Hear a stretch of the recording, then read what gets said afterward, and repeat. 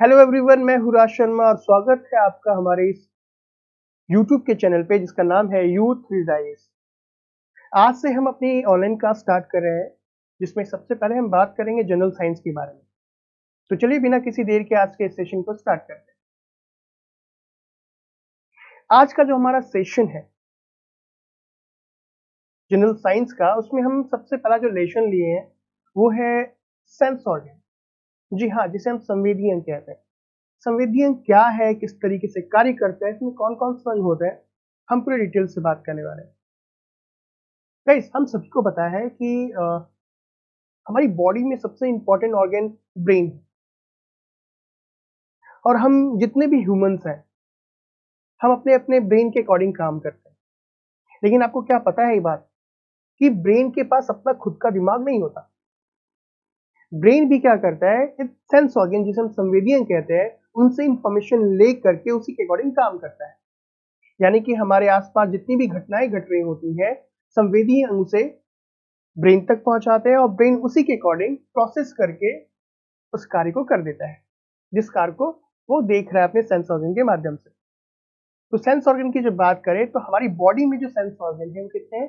5 है, जिसे हम आंख, नाक, कान, जीवा, त्वचा कहते हैं। तो आज हम जिस सेंस ऑर्गन के बारे में बात करने वाले हैं वो है, सबसे पहला सेंस ऑर्गन है वो है ईयर। अब ईयर किस तरीके से काम करता है आप सभी को पता है, लेकिन इसकी जो इंफॉर्मेशन जो एग्जाम के पॉइंट ऑफ व्यू से है, हम उसे डिस्कस करेंगे।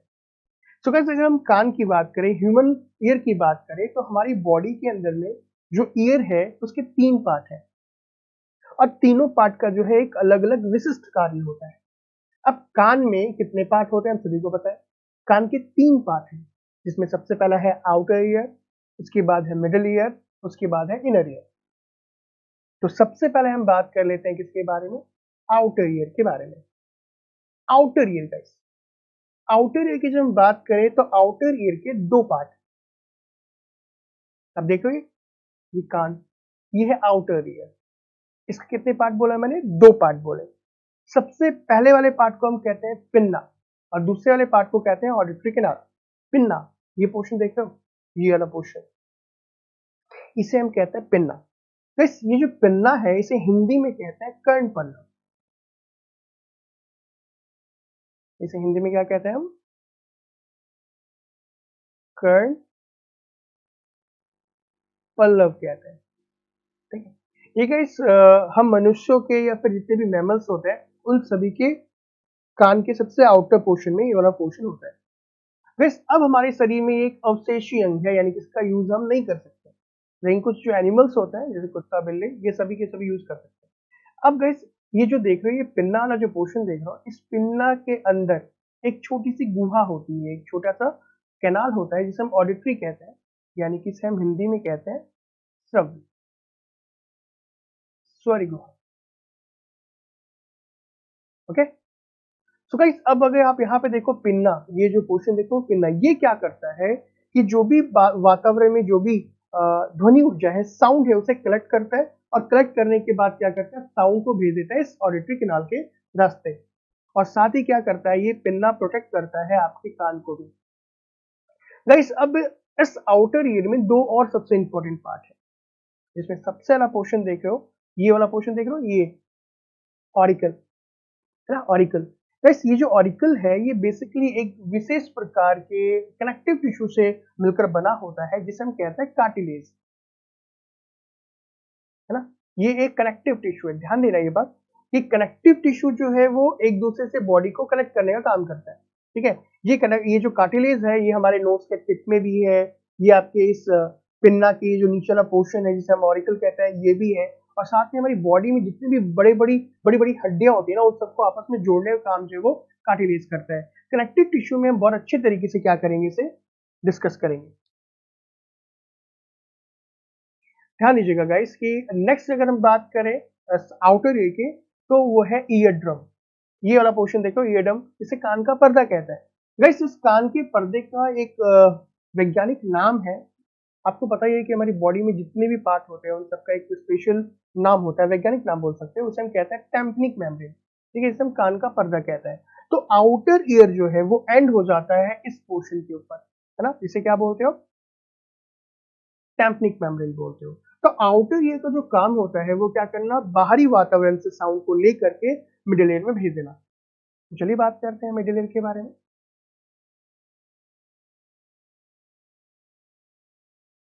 गाइस मिडिल ईयर, ये पार्ट भी काफी इंपॉर्टेंट होता है। आप बोल सकते हो कि जो भी साउंड वेव आउटर ईयर से आई थी वो मिडिल ईयर में आ जाती है, और गाइस यहाँ पे साउंड आने के बाद परिवर्तित हो जाएगी एक विशेष एनर्जी में।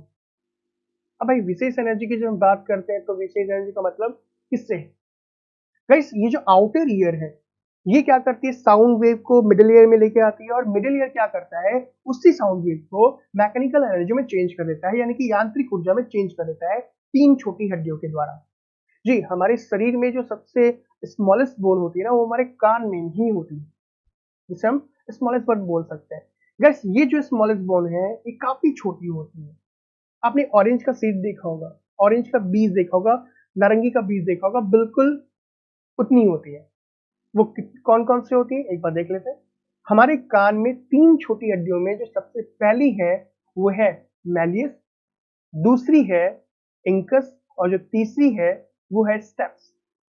स्टेप्स के बारे में तो सुना ही होगा आपने, लेकिन मैं आपको स्टार्टिंग से बता देता हूँ।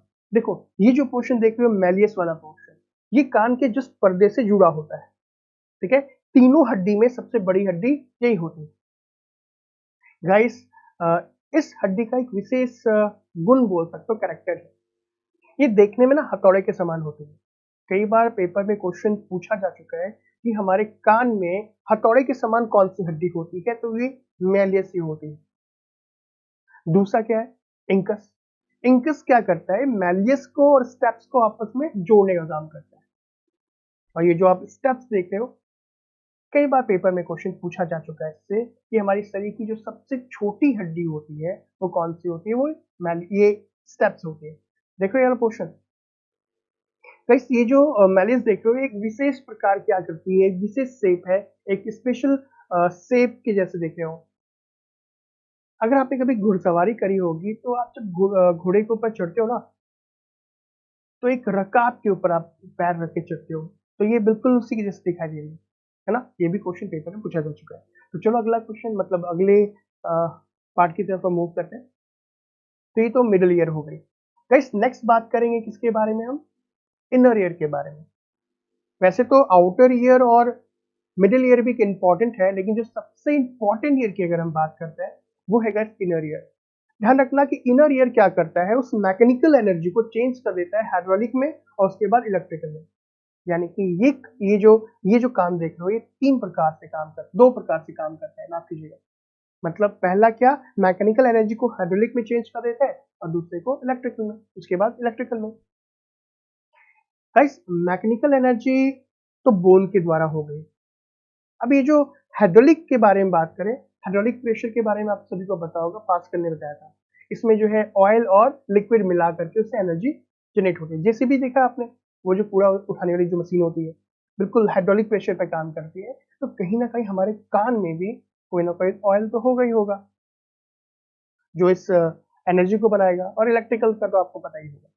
तो चलो देख लेते हैं। गाइस इस कान के दो सबसे इंपॉर्टेंट पार्ट है, वो कौन कौन सा है।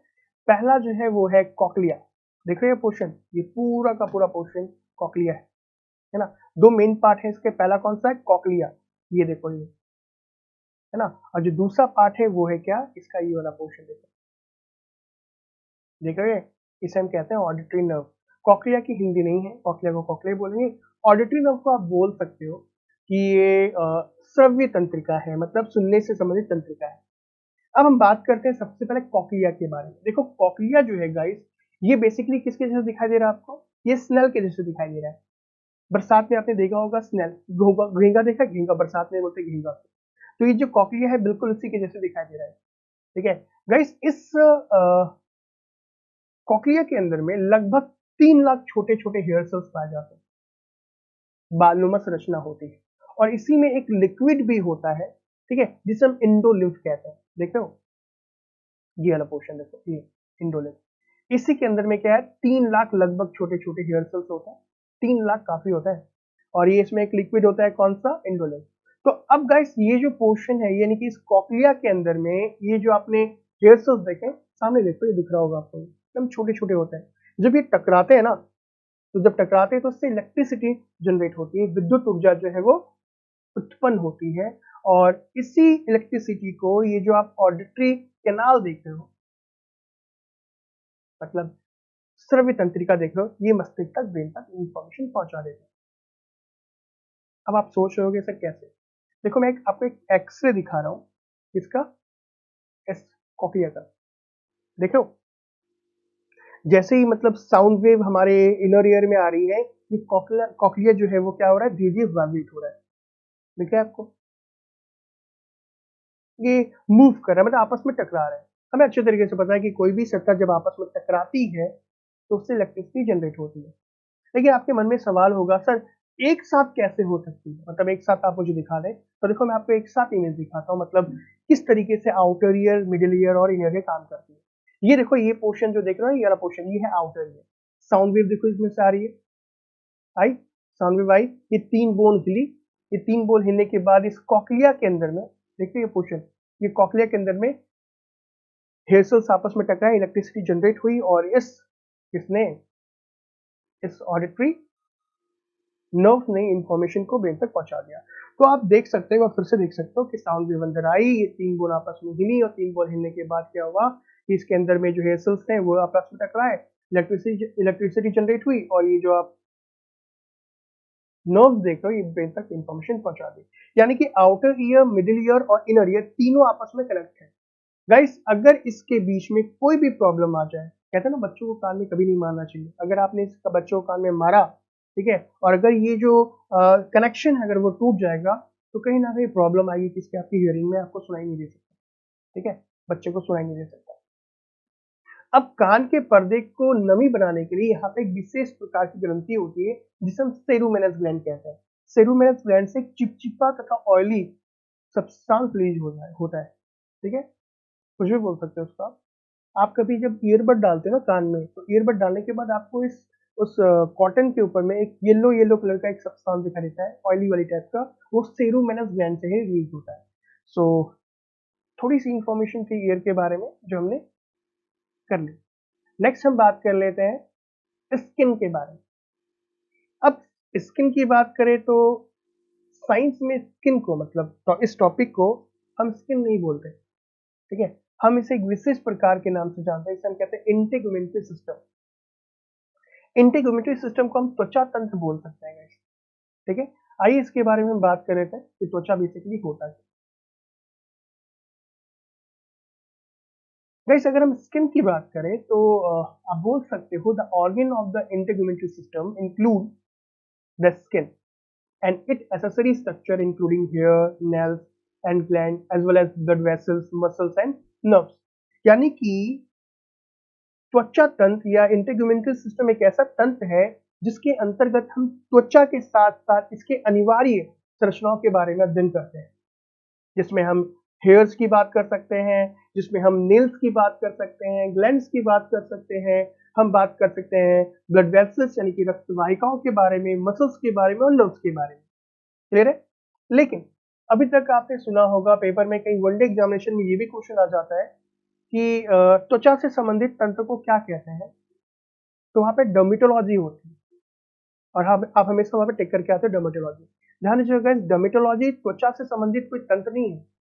जब भी कोई स्किन में प्रॉब्लम आती है, यानी कि जब भी कोई इंटीग्यूमेंटरी सिस्टम में कोई भी प्रॉब्लम आती है, तो उसके डायग्नोसिस के लिए, उसके ट्रीटमेंट के लिए हम जिस ब्रांच के पास जाते हैं उसे हम डर्मेटोलॉजिस्ट कहते हैं, और जो वो डॉक्टर ट्रीटमेंट करता है उसे हम कहते हैं डर्मेटोलॉजिस्ट। अब आपको अच्छे तरीके से समझ में आ गया कि डर्मेटोलॉजी क्या है, एक ऐसा एक ब्रांच है जिसके अंतर्गत हम क्या करते हैं, स्किन में कोई भी प्रॉब्लम हो, इट्स मींस कि इंटीग्यूमेंटरी सिस्टम में कोई भी प्रॉब्लम हो तो उसके डायग्नोसिस के बारे में, उसके डिसऑर्डर के बारे में, उसके ट्रीटमेंट के बारे में अगर हम पता करें तो उसे हम क्या बोलते हैं, उसे हम कहते हैं डर्मेटोलॉजी। समझ में आ रहा होगा आपको।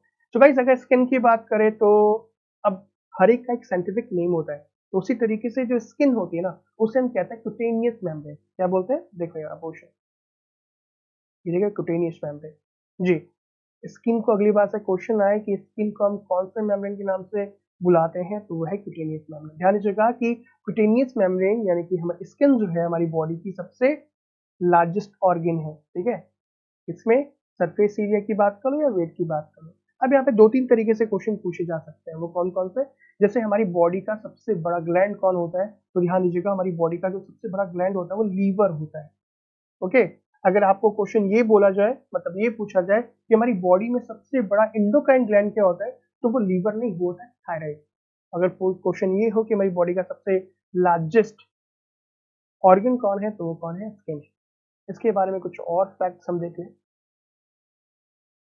देखो गैस, अगर हम इसकी एरिया की बात करें, मतलब आपके स्किन के एरिया की बात करें, तो लगभग 2 स्क्वायर मीटर होता है, यानी कि 22 स्क्वायर फीट, ठीक है। वेट की जब हम बात करें स्किन के वेट की, तो वेट लगभग 4.5 से 5 किलो के बीच में होता है, ठीक है। अब बोलोगे सर हमारी बॉडी का वेट तो मतलब किसी की बॉडी मतलब काफी फैटी है, तो क्या उसकी भी स्किन का वजन होगा? तो नहीं, उसकी स्किन का 4 से 5 नहीं ज्यादा हो सकता है। तो आप एक जनरल बोल सकते हो कि भाई लगभग आपकी बॉडी का 16% जो वेट होता है वो आपकी स्किन होती है। अब कई बार पेपर में क्वेश्चन ये भी पूछा जा चुका है कि स्किन की मोटाई कितनी होती है। तो अगर एवरेज थिकनेस की बात करें, तो एवरेज थिकनेस जो है गाइस वो है आपके 0.5 से लेकर 4 mm तक, है ना। 0.5 से आपके 4 mm तक थिक होती है, ठीक है। जो सबसे पतली होती है ना, वो आपकी आईलिड होती है। आईलिड ये वाली पोर्शन, आंखों के ऊपर जो होती है ना आईलिड, ये। और जो सबसे मोटी होती है वो होती है हिल, जो एडी की बात कर लोगे, ठीक है। तो अब एवरेज थिकनेस कितनी होगी, मतलब नॉर्मल, तो 1 से लेकर 2 mm तक, ठीक है। लेकिन ध्यान रखना कि ये अगर एवरेज बोला जाए तो ये भी बोल सकते हो कि 0.5 से लेकर के 4 mm तक ये थिक होती है। मेरे ख्याल से आपको इतना समझ में आ गया। अगर मान लो अगर आपकी कोई भी प्रॉब्लम हो तो आप कमेंट सेक्शन में कमेंट कर दो, ठीक है, उसका आंसर मैं आपको दे दूंगा। तो चलिए बात करते हैं नेक्स्ट इसके बारे में। वैसे अगर स्किन की बात करें, तो स्किन की लेयर की बात करें, तो स्किन में 2 मेजर लेयर होती है, ठीक है। कौन कौन सी होती हैं? तो आप इस पोर्शन को देखो, देख रहे हो, ये स्किन है एक छोटी सी, मैंने एक स्किन का एक कट वाला पोर्शन आपको दिखाया। तो स्किन का जो सबसे पहले लेयर की जब हम बात करते हैं, जो आउटर लेयर की बात करते हैं, उसे हम कहते हैं इपिडर्मिस। क्या बोलते हैं? इपिडर्मिस बोलते हैं। ध्यान दीजिएगा, इपिडर्मिस को आप हिंदी में, मैं यहाँ लिख देता हूँ, ये पोर्शन देखो यहाँ पे, इपिडर्मिस। एपिडर्मिस को आप हिंदी में उप त्वचा कह सकते हो,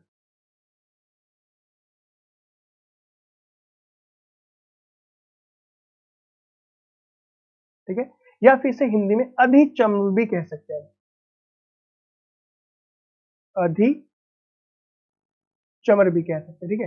ये वाला पोर्शन केवल देखो, यहाँ जो रेड निशान देख रहे हो आप, आपको ये वाला पोर्शन, बस ये एकदम पतली सी लेयर होती है, इसे हम कहते हैं एपिडर्मिस।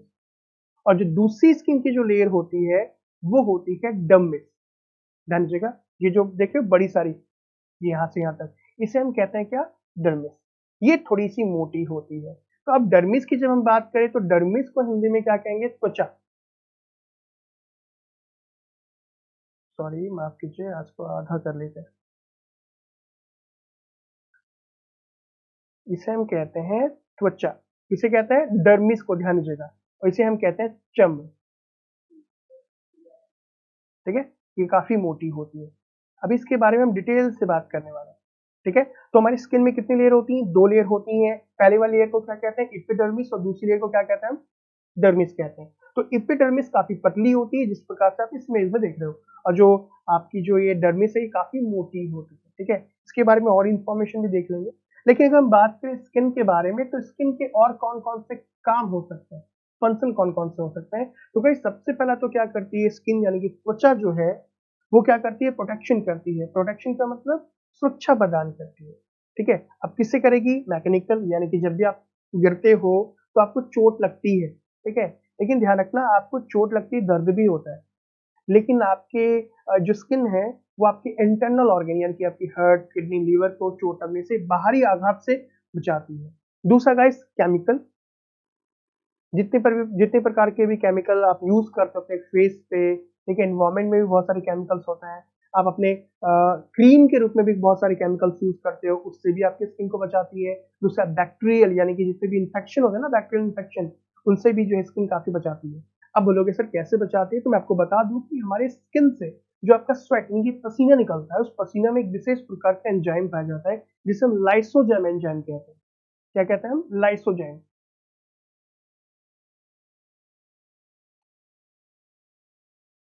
गाइस ये जो लाइसोजाइम एंजाइम है ना, ये एक प्रकार का एंटी बैक्टीरियल एंजाइम है, ठीक है। ये क्या करता है, जितने भी बैक्टीरिया होते हैं, जितने भी फॉरेन बॉडीज होती है ना, उसको डिस्ट्रॉय कर देता है। तो हमारी पसीने के साथ साथ हमारे सलाइवा में भी पाया जाता है, हमारे आंसू में भी पाया जाता है। क्लियर है? इसके बारे में हम और डिटेल से बात करेंगे डाइजेशन में। तो अभी के लिए यहाँ पर रखते हैं अपना। तो ये तो रही क्या, लाइसोजाइम एंजाइम जो हमारे बैक्टीरिया से हमारी बॉडी को बचाता है। इसके अलावा गाइस अगर हम बात करें, हमारी बॉडी का जो टेम्परेचर है वो भी क्या करता है, बैलेंस करके रखता है। हम सभी को पता है हमारी बॉडी का जो टेम्परेचर है वो कितना है, 37 डिग्री सेल्सियस है, ठीक है। लेकिन बाहर का टेम्परेचर हमेशा घटते रहता है, हमेशा बढ़ते रहता है। कभी वो माइनस में भी जा सकता है या फिर कभी आप 40-45 में भी जा सकता है। तो गाइस हमारी बॉडी को, हमारी इंटरनल बॉडी की बात कर रहा हूं मैं, ठीक है, उसके टेम्परेचर को जो कंट्रोल करने का काम करता है वो कौन करता है, स्किन करती है। गाइस इसलिए स्किन को हम बोलते हैं हरफनमौला। हमारी बॉडी का ऐसा कौन सा अंग है जिसे हम हरफनमौला कहते हैं? हरफनमौला का मतलब वो किसी भी मौसम में जिंदा रहने वाला। इसके अलावा गाइस हमारी बॉडी के अंदर में जो वाटर है, वाटर बैलेंस को भी ये क्या करता है, बचा के रखता है, पानी की कमी को भी मेंटेन करके रखता है, ठीक है। उसके अलावा गाइस ये क्या करता है, सिंथेसाइज करता है विटामिन डी को। तो मैं आपको बता दूं, हमारी स्किन में एक विशेष प्रकार की क्या होती है, कोलेस्ट्रॉल पाई जाती है, जिसे हम कहते हैं डीहाइड्रोकोलेस्ट्रॉल, ठीक है। हमारी स्किन में होती है, हमारी मतलब जितने भी मैमल्स की बात कर रहा हूँ, ठीक है, मैं और आप अपनी बात कर रहा हूँ, ठीक है। तो हम सभी की स्किन में एक विशेष प्रकार का कोलेस्ट्रॉल होता है, डीहाइड्रोकोलेस्ट्रॉल। जैसे ही वो यूवी रेस के संपर्क में आता है, तो ये जो डीहाइड्रोकोलेस्ट्रॉल है ना, वो चेंज हो जाता है विटामिन डी में, कैल्सिफेरॉल में, ठीक है। तो यानी कि हमारी बॉडी में ऐसा कौन सा हार्मोन है जो खुद ब खुद बनता है, ये भी क्वेश्चन है। वो कौन सा है? Vitamin D. Is it clear? हमें अच्छे तरीके से पता है कि विटामिन डी क्या करता है, कैल्शियम और फास्फोरस को हमारी बॉडी में एब्जॉर्ब करने में काफी मदद करता है। इसके अलावा अगर हम बात करें कि ये और क्या क्या काम कर सकता है, तो बहुत आपको अच्छे तरीके से पता है, हमारी बॉडी से उत्सर्जन करने का काम करता है। यानी कि हमारी बॉडी के अंदर में जो वेस्ट है ना, केमिकल वेस्ट है ना, जैसे सोडियम की बात कर लो, इसके अलावा और भी है, पोटेशियम भी है, या फिर आप बोल सकते हो कुछ एलिमेंट्स की बात कर लो, जैसे आयरन है, जैसे निकल है, जैसे कैडमियम है, हमारी बॉडी के अंदर ये भी वेस्ट है। तो पसीने के रूप में क्या करता है, हमारी बॉडी से स्किन ही इन सभी हार्मफुल सब्सटेंस को बाहर निकाल देता है। तो ये तो हमने बात कर ली एक छोटी सी इंफॉर्मेशन, मतलब स्किन के बारे में। तो चलिए अब हम दोनों लेयर के बारे में बात कर लेते हैं, यानी कि एपिडर्मिस और डर्मिस के बारे में, ठीक है, कि ये किस तरीके से काम करते हैं और क्या क्या फंक्शन इसके हैं। सबसे पहले बात करते हैं एपिडर्मिस एपिडर्मिस के बारे में, जिसे हम हिंदी में उप त्वचा कहते हैं। देखो, किसी भी त्वचा की जो सबसे ऊपरी वाली त्वचा होती है ना, उसे हम क्या कहते हैं, एपिडर्मिस कहते हैं, ठीक है। एपिडर्मिस जो है क्या है, आपके स्किन की सबसे ऊपर वाली लेयर होती है और ये डेड स्किन होती है, मतलब मृत कोशिका होती है, जिसे हम क्यूटिकल कहते हैं। क्या बोलते हैं? क्यूटिकल का मतलब ही होता है बच्चे, क्यूटिकल क्या है, हमारी आउटर बॉडी का जो पोर्शन होता है, ये एकदम पतली होती है, ध्यान दीजिएगा। देखो ये छोट पतली सी लेयर, ये वाले पतली सी लेयर, ये है। अब अगर हम इसकी बात करें ना, इसमें कोई ब्लड वेसल्स नहीं होते। अगर ब्लड वेसल्स नहीं होंगी तो क्या होगा भाई, इसके कटने पे दर्द नहीं होगा। तो बोलोगे सर जब कट लगती है तो क्या, तो एपिडर्मिस या डर्मिस? वो डर्मिस होती है। अब आप बोलोगे सर हमारी स्किन में हम क्या देख सकते हैं एपिडर्मिस को? हाँ बिल्कुल देख सकते हो। अभी आपको पता है कि ठंड आने वाली है, और जैसे ठंड आएगी ना, तो आपकी स्किन ना उतरने लगेगी, मतलब आपकी स्किन में चेंजेस होने स्टार्ट हो जाते हैं।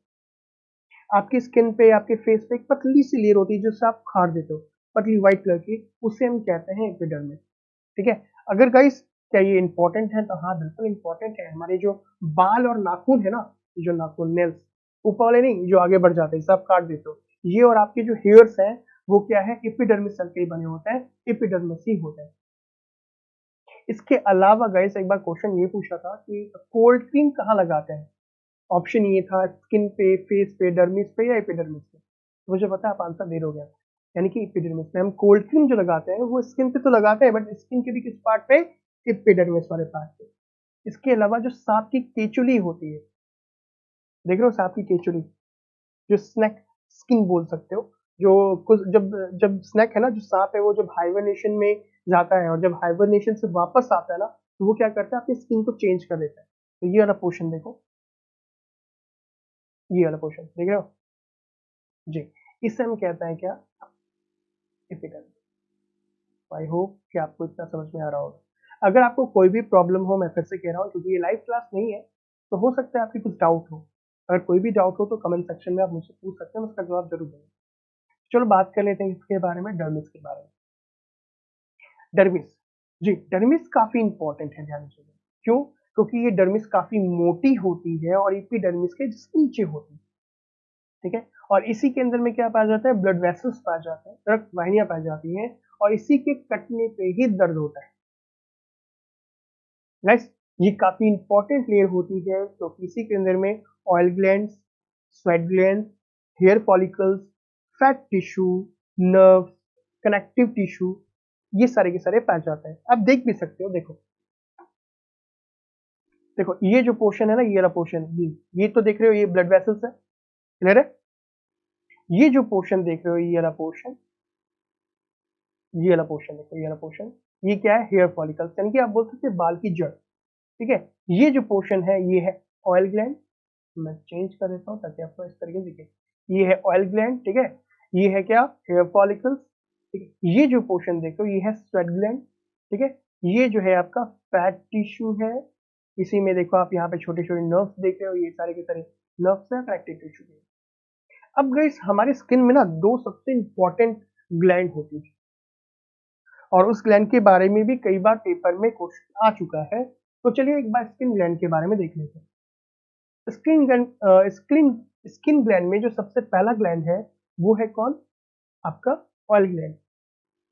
ऑयल ग्लैंड से कई बार क्वेश्चन आ चुका है। वैसे ऑयल ग्लैंड को हम क्या कहते हैं, सेबेसियस ग्लैंड के नाम से जानते हैं। सेबेसियस ग्लैंड, ध्यान दीजिएगा। देखो ये वाला जो पोर्शन है ना, आप देख रहे हो, ये वाला पोर्शन जो व्हाइट घेरे में दिख रहा है, ये है आपका सेबेसियस ग्लैंड। सेबेसियस ग्लैंड क्या करता है, एक ऑयली, एक चिपचिपा पदार्थ स्रावित करता है। वैक्सी बोल सकते हो, ऑयली बोल सकते हो, उसको एक चिपचिपा पदार्थ स्रावित करता है, जिसे हम सीबम कहते हैं। क्या कहते हैं, सीबम। ये रहा पोर्शन, ये सीबम है, ठीक है। ये सीबम क्या है, आपके स्किन से लगातार रिश्ते रहता है। बहुत लोगों की स्किन ऑयली होती है, कभी भी आप किसी टिश्यू पेपर लेकर के अपनी स्किन पे देखोगे तो आपको ऑयली वाली नजर आएगा, तो वो जो ऑयली वाली नजर आ रहा है ना, वो सीबम है, ठीक है। कैसा होता है, चिपचिपा होता है। और गाइस, इसे बेसिकली क्या कहते हैं, किस ग्लैंड को क्या कहते हैं, हम सीबेसियस ग्लैंड कहते हैं। ध्यान दीजिएगा, ये जो सीबम है ये बहुत इंपॉर्टेंट है। क्यों? क्योंकि आपकी बॉडी को, आपकी जो स्किन है और हेयर्स है, उसको क्या करता है, नमी बनाए रखता है, और बहुत सारे बैक्टीरिया से भी ये सुरक्षा करता है। अगर यही सेबेसियस ग्लैंड क्या हो जाए, धीरे धीरे वीक हो जाए, तो ध्यान रखना कि आपकी जो बालों की जड़ें होती है ना, ये जो बालों की जड़ें देख रहे हो, ठीक है, इसे पोषण नहीं मिल पाता, और धीरे धीरे जो हेयर फॉलिकल्स है, ये धीरे धीरे नष्ट हो जाते हैं और बाल झड़ने की समस्या काफी कम हो जाती है। तो ये था क्या, ऑयल ग्लैंड। नेक्स्ट हम बात कर लेते हैं किसके बारे में, स्वेट ग्लैंड के बारे में, पसीने की ग्रंथि के बारे में। जी, पसीने की ग्रंथि का जो नाम है, वो भी नाम एक बड़ा यूनिक सा नाम है, इसे हम कहते हैं सुडोरीफेरस। क्या बोलते हैं, सुडोरीफेरस। ध्यान दीजिएगा, ये देख रहे हो, ये है आपका सुडोरीफेरस, ये ग्लैंड। अगर हम सुडोरीफेरस ग्लैंड के बारे में बात करें तो ये दो होती है। दो में कौन कौन सी, सबसे पहले वाले जो ग्लैंड को कहते हैं हम, एक्रीन कहते हैं, स्वीट ग्लैंड, एक्रीन स्वीट ग्लैंड बोल सकते हो।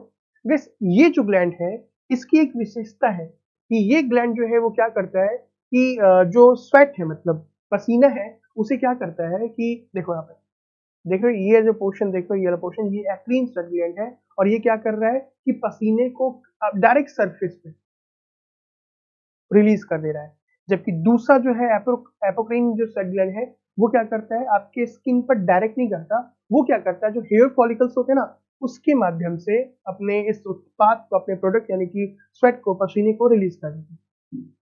ध्यान दीजिएगा, जो स्किन ग्लैंड होती हैं, ठीक है, इसमें हम स्वेट ग्लैंड की बात कर रहे हैं। स्वेट ग्लैंड कितनी होती है, दो, एक होती है एक्रीन और एक होती है एपोक्रीन।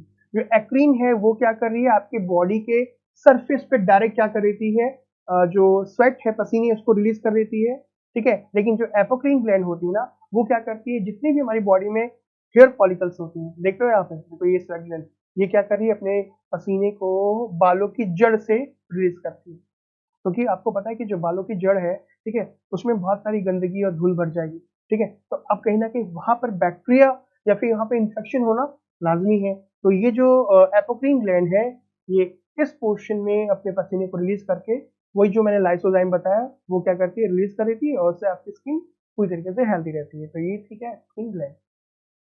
तो अब कुछ हम फैक्ट्स की बात कर लेते हैं, स्किन से संबंधित कुछ फैक्ट्स भी हैं, एक बार उसे हम देख लेते हैं।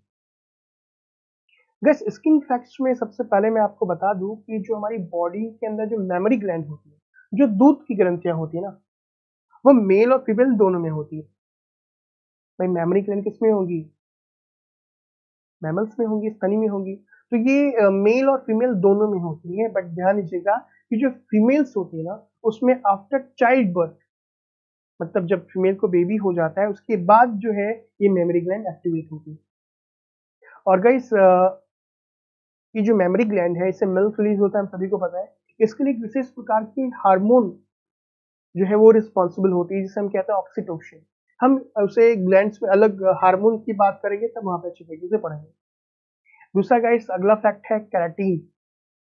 कैराटीन नामक एक प्रोटीन जो है आपके स्किन और हेयर्स और नेल्स में होता है, और इसी की वजह से आपकी स्किन, हेयर और नेल्स के अंदर में शाइनिंग आती है। आजकल बहुत सारे प्रोडक्ट मार्केट में आ गए जो वो दावा करती हैं कि हमारे प्रोडक्ट में केराटिन प्रोटीन है, लेकिन गाइस बाहर से अप्लाई करने में केराटिन प्रोटीन का कोई भी मतलब बेनिफिट नहीं है जब तक हमारी बॉडी के अंदर में वो केराटिन डेवलप ना हो। इसके अलावा गाइस बहुत सारे अलग अलग अगर आप लोगों को देखोगे तो उन सभी का जो कलर है ना, स्किन कलर है, वो बिल्कुल डिफरेंट होता है। देख सकते हो यहाँ पे 3-4 हाथ है, ठीक है, और सभी का कलर बिल्कुल डिफरेंट है, किसी का डार्क है, किसी का लाइट है, या फिर किसी का मीडियम है। तो गाइस ये जो कलर देख रहे हो आप, ठीक है, अलग अलग आप कभी कंट्री में जाओगे, जैसे अफ्रीका जाओगे या फिर आप यूरोप जाओगे, ठीक है, तो अलग अलग कंट्री में जाओगे तो देखोगे कि अलग अलग लोगों की अलग अलग स्किन होती है। तो स्किन का जो कलर होता है बेसिकली डिपेंड करता है आपकी हमारी बॉडी के अंदर में एक स्पेशल पिगमेंट के ऊपर, जिसे हम कहते हैं मेलानिन। ये तो सबको पता है क्योंकि कई बार क्वेश्चन आ भी चुका है आपके पेपर में, ठीक है। तो त्वचा का रंग जो है वो किस पे डिपेंड करता है गाइस? वो डिपेंड करता है मेलानिन के ऊपर, ठीक है। तो ये कुछ फैक्ट थी। नेक्स्ट हम बात कर लेते हैं गाइस कुछ स्किन डिसऑर्डर के बारे में, यानी कि त्वचा से संबंधित कौन कौन सी बीमारी हो सकती है। अगर हम त्वचा से संबंधित बीमारी की बात करें guys, तो बहुत सारी बीमारी जो है वो त्वचा से संबंधित हो सकती है, जिसमें सबसे पहली जो बीमारी है वो है एक्ने। जी, एक्ने को हम क्या बोलते हैं? हम उसे कहते हैं मुहासा बोल सकते हैं बेसिकली, ठीक है। किसी भी अन्य समस्या की तरह मुहासे के भी कुछ लक्षण होते हैं जो उसके होने का संकेत देते हैं। इसी कारण हर व्यक्ति को इन लक्षणों पर ध्यान देना चाहिए। इनके होने पर डॉक्टर से जरूर संपर्क करना चाहिए। मुहासे की बात करें तो मुहासे जो है बहुत सारे हो सकते हैं, बहुत सारे सिम्टम्स हो सकते हैं, जैसे त्वचा का लाल पड़ना। यदि किसी की व्यक्ति की त्वचा अगर लाल हो जा रही है, मतलब अगर मेरी या फिर आपकी अगर त्वचा, आपकी स्किन अगर रेड हो जा रही है, तो वो भी जो है एक्नी यानी कि मुहासे का लक्षण सिम्टम्स हो सकती है, ठीक है। और इसी कारण इस लक्षण को नजरअंदाज नहीं करना चाहिए, इसका तुरंत ही इलाज करना चाहिए। इसके अलावा अगर इस त्वचा में खुजली होना, इचिंग, हमारी स्किन में कई बार इचिंग हो जाती है ना, तो कई बार देखा गया है कि मुहासे होने पर त्वचा पर खुजली हो सकती है। हालांकि इस स्थिति को समय रहते काबू भी किया जा सकता है। इसके अलावा गर्मी लगना, अधिक मात्रा में गर्मी लगने को अधिकांश लोग क्या करते हैं, सामान्य चीज समझते हैं, लेकिन गाइस ध्यान रखेंगे कि इसी के कारण वे मतलब अगर अगर आपको कभी बहुत ज्यादा गर्मी लग रही है तो हो सकता है कि वो एक्नी का भी सिम्टम हो सके। भाई गर्मी लगने के कारण जो है वो इसके कारण के पता लगाने की कोशिश करते नहीं है, और वो है धीरे आगे मुहासे में तब्दील हो जाता है। गाइस ये सारे के सारे जो है मुहासे के लक्षण हो सकते हैं, इसलिए इसे गंभीरता से लेना चाहिए। फुंसी का होना, बोल सकते हो, फुंसी ना छोटी छोटी फुंसियां होती हैं। अगर किसी के चेहरे पर, कंधे पर, पीठ पर अगर फुंसी होती है तो ऐसा होना भी मुहासे का लक्षण हो सकता है। तो ये तो मैंने बात की एक्नी के बारे में। नेक्स्ट हम बात कर लेते हैं गाइस कोल्ड सोर के बारे में। नाम सुना आपने? गाइस कोल्ड सोर्स को बेसिकली क्या है, बुखार फफोला भी कहा जाता है। ये आपके होठ पर या उसके आसपास हो सकते हैं। ये काफी छोटे छोटे होते हैं, इनमें इनमें ना पानी भरे होते हैं, जिसको आप ब्लिस्टर बोल सकते हो, ठीक है। और ये फफोले एक साथ कई ग्रुप में होते हैं, बहुत सारे होते हैं, जिसे कहते हैं कभी कभी कि भाई हम जूठा खा रहे हैं तो जूठा खाने की वजह से जूठन निकल गई, ठीक है। ये जूठन बेसिकली क्या है, कोल्ड सोर ही होती है। और अगर ये फट जाए तो वहाँ पे क्या पपड़ी सी बन जाती है। हालांकि जो कोल्ड सोर होती है वो गाइस 2 हफ्तों के भीतर ठीक भी हो सकती है। नेक्स्ट जो है गाइस वो है सोराइसिस। सोराइसिस बेसिकली एक स्किन से रिलेटेड एक डिजीज है जिसे स्किन का स्थमा भी कहा जाता है। इसमें स्किन के सेल काफी तेजी से बढ़ते हैं और इसमें स्किन की जो सबसे ऊपरी परत होती है ना, ऊपरी जो लेयर होती है उसमें पपड़ी बन जाती है, बोल सकते हो एपिडर्मिस के ऊपर में, और वो काफी छिल जाती है। इसी कारण से स्किन के अंदर में क्या हो जाती है, आपकी जो है नमी पूरी तरीके से खत्म हो जाती है और ना उसमें दरार सी आ जाती है स्किन के ऊपर में और सफेद सफेद धब्बे पड़ जाते हैं और इचिंग बहुत ज्यादा होती है और इसी कारण से जो स्किन होती है वहाँ पे लाल हो जाती है, वहाँ पे घाव बन जाता है। तो इसे इग्नोर नहीं करना चाहिए, समय रहते इसका इलाज करना चाहिए। अगला जो है गाइस वो क्या, विटिलिगो। नाम सुना होगा आपने इसका। ये एक बेसिकली ये भी एक स्किन से रिलेटेड एक डिजीज है। इस पे क्या है, हमारे शरीर पर बहुत सारे सफेद सफेद धब्बे हो जाते हैं। ठीक है, ये बेसिकली क्या है गाइस, मेलानोसाइट्स के डिस्ट्रॉय होने के कारण हो सकता है। या आप बोल सकते हो कि ऑटो इम्यून थायराइड, जो थायराइड डिजीज होती है ना, उसमें भी हो सकता है। अब ऑटो इम्यून डिजीज क्या होती है, अगर आपको पता है तो कमेंट में जरूर बताएं, अदरवाइज मैं किसी और क्लास में डिस्कस कर लूंगा। नेक्स्ट हम बात करते हैं गाइस वॉट के बारे में। वॉट, जिसे हम क्या बोलते हैं, आपने कभी देखा है आपके शरीर पर, कभी कभी हमारे शरीर पे या आपके शरीर पे हल्के रंग का एक ब्राउन रंग का या काले रंग की थोड़ी सी उभरी हुई त्वचा या मांस का दाना निकल आता है, उसे वाट कहते हैं, इनकी मस्सा कहते हैं। ये ज्यादातर बच्चों को होते हैं और बड़ों को भी हो सकते हैं। ये लगभग हजारों सालों से मनुष्यों में देखे जा रहे हैं। या तो यूं कहें कि इसकी उत्पत्ति लगभग 300 साल पहले की मम्मीज से हुई थी, जिसका जो मतलब वर्णन है वो खुद शेक्सपियर ने किया था कि ये जो वॉट है, जो मुहासे हैं, सॉरी मुहासे की बात करूं, मस्से हैं, ये मम्मीज में देखी गई थी। जैसा कि मैं बता ही चुका हूँ कि वॉट को हिंदी में मस्से के नाम से जाना जाता है। एक उभरी हुई स्किन होती है जो कभी लाल भी हो सकती है, काले रंग की भी हो सकती है, कत्थे रंग की भी हो सकती है। इसका जो गाइस, इसके होने का जो विशेष कारण बोल सकते हो वो है ह्यूमन पैपिलोमा वायरस। ध्यान दीजिएगा कि ह्यूमन पैपिलोमा वायरस काफी खतरनाक साबित हो सकता है। ये एक सेक्सुअल ट्रांसमिशन डिजीज भी है। बहुत बड़े बड़े देशों में तो इसका टीका लोग लगवाते हैं, हमारे इंडिया में भी जो है ये टीका है, लेकिन इसके बारे में बहुत कम लोग जागरूक हैं। जब हम डिजीज की बात करेंगे तो वहां पे मैं ह्यूमन पैपिलोमा वायरस को बहुत अच्छे तरीके से समझाऊंगा। ओके, इसके अलावा ये छूने से भी फैल सकता है। अब आपको समझ में आ गया होगा कि जो एक कहावत थी ना पहले की, जो टोड्स यानी कि मेढक से जो है वो मस्से फैलते हैं, तो वो एक पुरानी कहावत। ठीक है, जब ह्यूमन पैपिलोमा वायरस आपकी स्किन पर क्या करता है, हमला करता है, तो वो एक छोटे से खरोच के माध्यम से भी त्वचा के सेल्स में तेजी से ग्रोथ कर सकता है और वॉट बना सकता है। नेक्स्ट बात करूंगा गाइस मैं एक सबसे इम्पोर्टेंट डिजीज के बारे में, जिसे मिलाज्मा कहते हैं। गाइस मिलाज्मा जो है आपके पूरे चेहरे पर या किसी चेहरे के किसी पार्ट पर धब्बे पड़ जाते हैं। हाल ही में रिसर्च से पता चला है कि जो 50% लेडीज होती हैं वो मिलाज्मा के डिजीज से परेशान है। वैसे तो कुछ महिलाओं में प्रेगनेंसी के बाद मिलाज्मा की जो समस्या होती है वो खत्म हो जाती है, लेकिन कुछ महिलाओं में गाइस प्रेगनेंसी के बाद ही ये समस्या हो जाती है। मिलाज्मा की बात करें गाइस तो मिलाज्मा मुख्यतः 3 प्रकार के हो सकता है। इसमें सबसे पहला है सेंट्रोफेशियल, आप सेंट्रोफेशियल मिलाज्मा भी बोल सकते हैं। गाइस इस प्रकार की मिलाज्मा के जो निशान होते हैं ना, वो आपके सर के ऊपर, होठ के ऊपर पे, नाक पे या फिर ठोड़ी पे दिखाई देता है। दूसरा जो है उसे कहते हैं मल्लार। ये जो मल्लार है बेसिकली क्या है, गालों के ऊपरी भाग पर, जैसा कि आप इस फिगर में देख रहे हो, तो नाक पे जो देख रहे हो, ठीक है, अपर लिप्स पे देख रहे हो, ये जो है कौन सा है, सेंट्रोफेशियल। मैं बात कर रहा हूँ किसके, मल्लार के बारे में। जो मल्लार है, ये जो है ना यहाँ पे आपके गालों पे दिखाई देता है। ये बेसिकली सबसे ज्यादा जो है वो जो मेलेज्मा है वो मलार ही होता है। और जो तीसरा है वो है मैंडिबुलर। मैंडिबुलर मेलाज्मा जो है वो जबड़ों के निशान पे दिखाई देता है, इस साइड।